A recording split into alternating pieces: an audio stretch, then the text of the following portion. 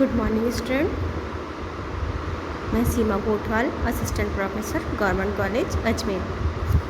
आज मैं आपको पढ़ाने वाली हूँ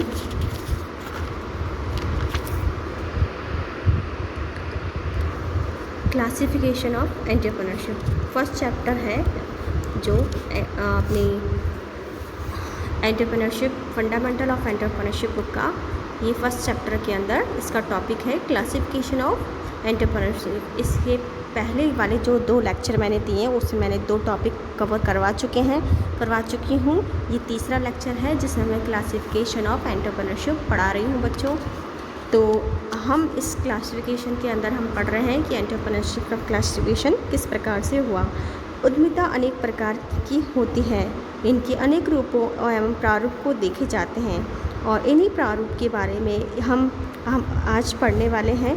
तो इन्हीं उद्यमिता की जो क्लासिफिकेशन को 8 भागों में बांटा गया है।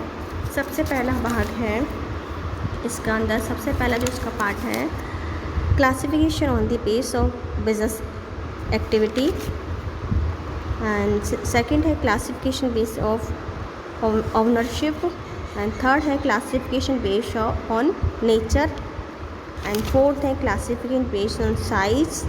नेक्स्ट है classification based on geographical. Next है classification based on location of entrepreneurship. Next classification based on number of entrepreneurship. And ये 8 भागों में क्लासिफिकेशन को ऑफ एंटरप्रेन्योरशिप को बांटा है। उद्यमिता को इन्होंने 8 भागों में बांटा है कि उद्यमिता को आप किस तरह से समझ सकते हैं कि किस तरह से इनका क्लासिफिकेशन किया जा सकता है। तो हम एक के बाद एक क्लासिफिकेशन को हम समझेंगे, देखेंगे कि क्या है। तो हम अब पढ़ने जा रहे हैं सबसे पहला classification on the base of business activity. Sorry student, मैं यहाँ बिजनेस एक्टिविटी लिखना था, यहाँ मैंने बिजनेस एडमिनिस्ट्रेशन लिख दिया है। तो आप इसे इग्नोर करके बिजनेस एक्टिविटी पढ़ लीजिएगा। इसका सबसे पहला पॉइंट लेंगे इंडस्ट्रियल एंटरप्रेन्योरशिप। जिस उद्यमी से उत्पादन या निर्माण कार्यों का विकास होता है उसमें उद्यमिता उसे औद्योगिक उद्यमी कहते हैं। मतलब ऐसा व्यवसाय जिसका उत्पादन या निर्माण कार्यों का विकास होता है उसे उद्यमिता कहते हैं। ऐसी उद्यमिता अपनाने से नए नए उत्पादकों का विकास होता है, कच्चे माल और नए विकल्पों की खोज होती है, ऊर्जा के नवीन संसाधनों का अपनाने का प्रयास किया जाता है, उत्पादन को अधिक उपयोगी बनाने के प्रयास किए जाते हैं। एंड नेक्स्ट इसका पॉइंट है व्यावसायिक उद्यमी ट्रेडिंग एंटरप्रेन्योरशिप। जिस उद्यमियों से व्यावसायिक कार्य उत्पादन या सेवाओं को लेने देने का विकास या विस्तार होता है उसे व्यवसायिक उद्यमी कहते हैं। मतलब जो ट्रेडिंग का काम करते हैं, शेयर मार्केट से संबंधित समझ लीजिए, शोध बाज़ार से संबंधित समझ लीजिए, या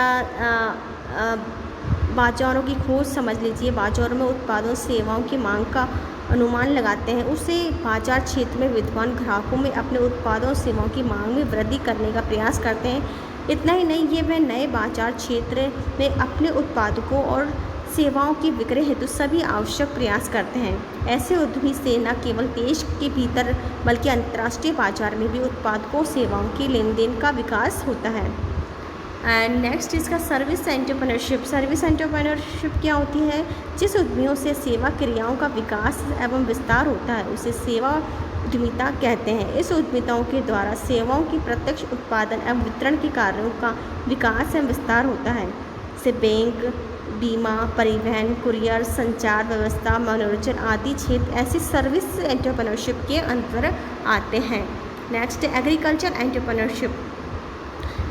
इससे उद्यमियों में देश के कृषि उद्योग या कृषि आधारित उद्योगों का विकास होता है। ऐसे उद्यमियों में कृषि कार्यों को व्यवसाय के आधार पर संचालित करने का अवसर मिलता है और ये कृषि उत्पादन न्यूनतम लागत पर ही संभवतः नहीं होता बल्कि नए नए उपक्रम के उत्पादकों के उत्पादन को भी संभवतः बनाया जाता है।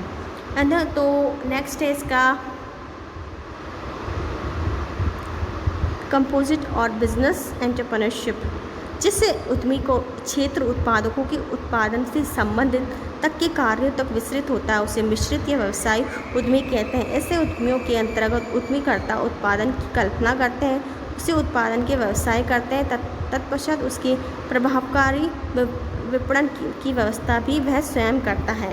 तो ये 5 पॉइंट को इस भागों में बांटा है कि किस तरह के उद्यमी होते हैं।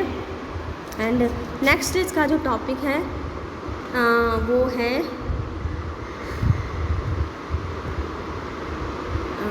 इसका नेक्स्ट है नेक्स्ट है क्लासिफिकेशन बेसिक ऑफ ऑनरशिप। तो इसके अंदर हम ले रहे हैं पहला पॉइंट रूटीन एंटरप्रेन्योरशिप। उद्यमी ऐसे उद्यमी से तात्पर्य है कि जो केवल सामान्य उपक्रम की स्थापना संचालन से संबंधित होते हैं। इसमें प्राय उपक्रम के दैनिक प्रबंध के कार्यों से अधिक ध्यान दिया जाता है। इसमें नवाचार पर विशेष ध्यान नहीं दिया जाता है। ऐसे उद्यमी जोखिम में न्यूनतम बहुत ही कम तरह की जोखिम होती है। तीसरा है न्यू एंटरप्रेन्योरशिप। नवीन उद्यमी से तात्पर्य ऐसे उद्यमी से है जिसका सरोकार कुछ नया सृजनात्मक कार्य करने से होता है। ऐसे उद्यमी नवाचार के अवसर खोजता है, कुछ ना कुछ नया करने, नवीन तकनीकी को अपनाने, नवीन एवं साधनों को अपनाने में, नवीन उत्पादों का निर्माण करने, नवीन खोज करने का प्रयास करता है। तो ये कौन सा था,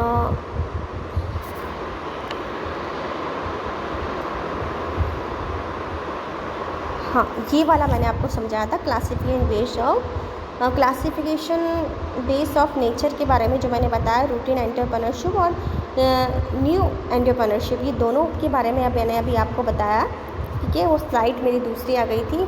एंड इसका है जो ये है classification on base of ownership, private entrepreneurship, public government entrepreneurship, joint sector entrepreneurship और कोऑपरेटिव एंटरप्रेन्योरशिप। तो ये इस तरह के एंटरप्रेन्योरशिप है कि प्राइवेट एंटरप्रेन्योरशिप जब उद्यमियों को निजी क्षेत्र का कोई व्यक्ति या व्यक्तियों का कोई समूह अपनाता है तो उसे निजी उद्यमिता कहते हैं। ऐसी उद्यमिता का मूल उद्देश्य निजी व्यक्तियों या व्यक्तियों के समूह के हित का संवर्धन करता है। एंड नेक्स्ट पॉइंट है सार्वजनिक या राजकीय उद्यमी, पब्लिक ही और गवर्नमेंट एंटरप्रेन्योर। सार्वजनिक या राजकीय उद्यमी से तात्पर्य सरकार द्वारा प्रायोजित उद्यमी से है। ऐसे उद्यमी को वह लोग अपनाते हैं जो राजकीय सेवा में होते हैं। ऐसा उद्यमी सरकारी नीतियों के अनुरूप सरकार को धन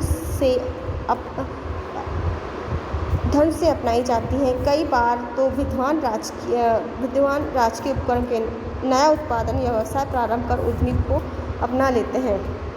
नेक्स्ट है जॉइंट सेक्टर एंटरप्रेन्योरशिप। जब सरकारी या सार्वजनिक क्षेत्र निजी क्षेत्र में उद्यमियों को मिलकर उद्यमिता को अपनाते हैं तो उसे संयुक्त क्षेत्र उद्यमी कहते हैं।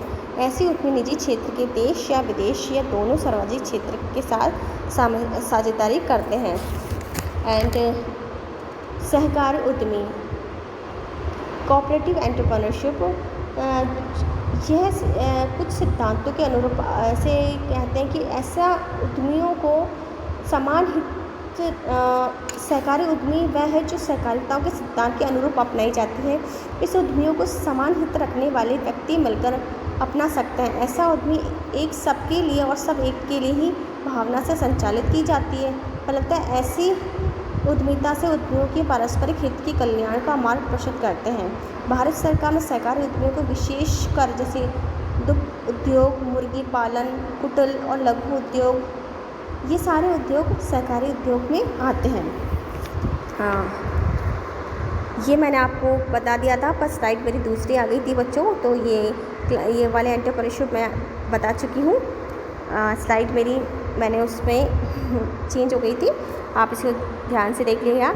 एंड नेक्स्ट है इसका है क्लासिफिकेशन बेस्ड ऑन थिंकिंग और एटीट्यूड। तो इसमें हम ट्रेडिशनल इवोल्यूशन एंटरप्रेन्योरशिप लेते हैं। जिस उद्यमी में परिवर्तनों का स्वाभाविक रूप से सामान्य गति में अपनाया जाता है, जोखिम को न्यूनतम उठाया जाता है तथा नवाचार का प्रयास नहीं किया जाता, उसे परंपरागत उद्यमी कहते हैं। ऐसे उद्यमी में परिवर्तनों के अनुरूप शीघ्र परिवर्तन करने की लालसा नहीं होती है, बल्कि परिवर्तनों की सामान्य रूप में धीरे धीरे अपनाया जाता है। तो ये ट्रेडिशनल उद्यमी होते हैं जो कुछ चेंज नहीं लाना चाहते हैं, ये हमेशा अपनी परंपराओं पर चलने वाले उद्यमी होते हैं। नेक्स्ट है मॉडर्न एंड रिवॉल्यूशन एंटरप्रेन्योरशिप। जिस उद्यमियों में नवाचार सृजनात्मक तीव्र गति से अपनाए जाते हैं उसे आधुनिक और क्रांतिकारी उद्यमी कहते हैं। ऐसे उद्यमी को अपनाने वाले उद्यमी नए उत्पादों को जन्म देने और नई तकनीकों को अपनाने में अग्रणी भूमिका निभाते हैं। ऐसे उद्यमीकर्ता अपने क्रियाकलापों में तीव्र गति से आवश्यक परिवर्तन करते हैं। तो ये दो तरह के उद्यमी हैं, हम सोच के आधार पर जो हम बांटते हैं, अपने एटीट्यूड के आधार पर इसे बांटते हैं। नेक्स्ट है इसका क्लासिफिकेशन बेस ऑफ साइज। तो साइज़ के आधार पर स्मॉल स्केल इंडस्ट्री और लार्ज स्केल इंडस्ट्री, जैसे स्मॉल स्केल एंटरप्रेन्योरशिप जो उद्यमी छोटे पैमाने पर अपनाई जाती है तथा जिसे कम धन निवेश की आवश्यकता होती है उसे लघु स्तरीय उद्यमी कहते हैं। ऐसे उद्यमिता को अपनाने से जोखिम में कम ही होती है। लघु स्तरीय उद्यमी।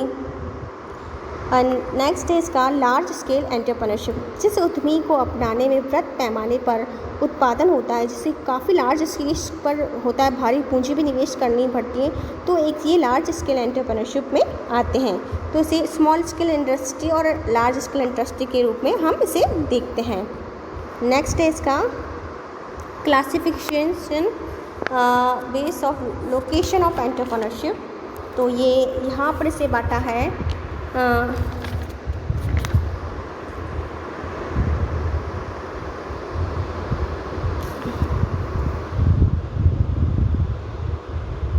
इससे पहले है क्लासिफिकेशन बेस्ड ऑन जोग्राफिकल में इसमें है सबसे पहला पॉइंट है मैं लेना चाहूँगी केंद्रीकरण सेंट्रलाइजेशन एंटरप्रेन्योरशिप।